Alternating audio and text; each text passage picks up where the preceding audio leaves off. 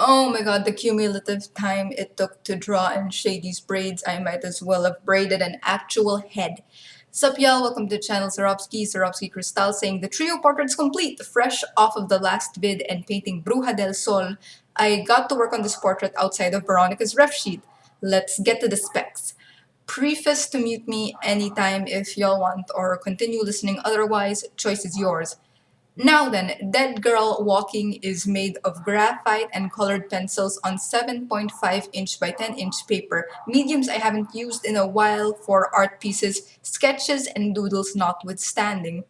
I was tempted to use my expired coffee wash, but the preceding portraits were coincidentally limited to two mediums. Bruja del Sol with acrylic and foil leaf, and Your Sister Who's Always by Your Side with ink and watercolor. I wanted consistency. So, who is this supposed dead girl walking? She's my Jojosona, or at least one of them. They all got the same soul, don't worry. This one is Chairwoman Veronica Skylar Higashikata, reincarnation of Catherine Winehouse and Katrina Salonga, retainer to House Joestar. Last of the Sendo practitioners within the clan, Speedwagon Foundation board member representing House Joestar, wife of Josuke Higashikata, and mother of his twins, stand users Johanna and Josephine. Their stands are rising ocean, which causes water manifestation and manipulation, while falling empire causes earthquakes. Johanna, rising ocean's master, is also Hamon positive, like her mother, paternal grandfather, and ancestors. Veronica's stand Madonna manifests as golden tattoos, as seen here, and is covered in Bruja del Sol. Yuck, wish fulfillment. I know, right? But escapism. What you gonna do? Go stupid. Go crazy. JoJo is full of musical and pop culture references. My stuff too has musical references. Literally, I'm no hardcore connoisseur, but I like them. Her past lives' names come from singers Amy Winehouse and Lea Salonga, no relation to Bucciarati's Filipino twin Unique, but Veronica's name is a portmanteau of Veronica Sawyer from the musical adaptation of the 1988 movie Heathers and the Schuyler Sisters from History and Hamilton, an American musical. Her baby stand names Rising Ocean and Falling Empire come from the lyrics Oceans Rise, Empires Fall from the song You'll Be Back sung by King George and Hamilton, Dead Girl Walking's lyrics, and song title from Heathers. The preceding portrait, Your Sister Who's Always by Your Side, are lyrics from the song Satisfied in Hamilton. And buried somewhere in my deviant art stash are a bunch of OCs who too reference other musicals from Dreamgirls to The Sound of Music, Nine, and even Between Walang Ningning aka Star Without a Sparkle. And this cast of original characters are either Veronica students or Speedwagon Foundation agents or officers under her. Her class is about stand and Hamon control, everyday use, and other practical activities. Either they train to become agents or go back to civilian life. The wrapped quote unquote belt in this picture at her hips isn't a belt. It's her foundation jumpsuit that she likes tying at her hips or waist since bowel tendencies. The earrings and diadem she's wearing were salvaged from cars from her time as Katrina as a captive of the Pillarmen. Madonna winds round her forearms in thorny patterns akin to hermit purple, while a scar-like birthmark rests on her right eye, the eye she gouged out to avoid being used by Dio. It's a long story, link below. Editing's a bit manky since it's mostly drabble. Sorry about that. What's also not shown is the birthmark by her side, where Zawardo swung sidelong at Katrina, bashing her torso, the injuries that eventually led to her demise. Her hair is actually based off of hair from Gaia Online. It can be found at Salon de Rem and is called Girls Braided in Dark Black. It was meticulous and painstaking. Didn't take forever, but sure as hell it felt like it did. I had to individually darken each braid's line work, shade it in, adding shadows here and there, then darkening the line work some more. Work on one braid would average 3 to 5 minutes. How do I know? Did I measure it? Did I count? Did I time myself? No, I had music playing, so basically songs are my gauge and I noticed when I'd start and when I'd end. I couldn't record it all because not only did I have to take breaks because I pity my poor, sweaty phalanges, but I had to absolutely focus. I was most comfortable in bed, that's what she said, on my belly doing her hair, so there. What footage I got, I apologize if it's too dark. I had to turn off the lamp at some point because I pity my tired eyeballs too. The glare from the graphite was killing me, and I'd rather keep my already nearsighted, flawed vision for as long as possible. Thanks. The one thing I repeatedly had to do though is scanning over and over again. I need to see if the scanner would pick up my shading, if I could tweak saturation levels in Photoshop, what's too dark, what's too light, etc. Don't think I ever mentioned it before, but post editing, even in traditional works, is important. When I scan or snap a pic of the piece, it's usually washed out or undersaturated in the PC. Props to my college profs for making me digitally literate, at least somewhat, and how to tweak and play with levels in Photoshop. Here in Dead Girl Walking, I had to superimpose two layers on each other. When I was satisfied with the first layer saturation, I erased Veronica's left iris, which was too dark that it didn't show the hazel green in it anymore. Then tweaked the lower layer till I was satisfied with the state of hazel green. So why am I doing this? Nobody cares about my OC except me, unless I frame her like Bruja del Sol. It's not exactly art fit for a gallery.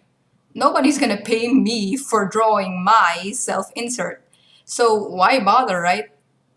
Long story short, aka the old people's TLDR, it's fun. That's all the reason one needs. Ever since Star Trek, who knows, maybe even earlier, nerds have been doing self-insert bullshittery. And why wouldn't you? Who wouldn't want to go escape into their favorite media, literature, game, whatever, and tag along dumb adventures with fictional characters and or fall in love slash fanboy slash fangirl over said characters?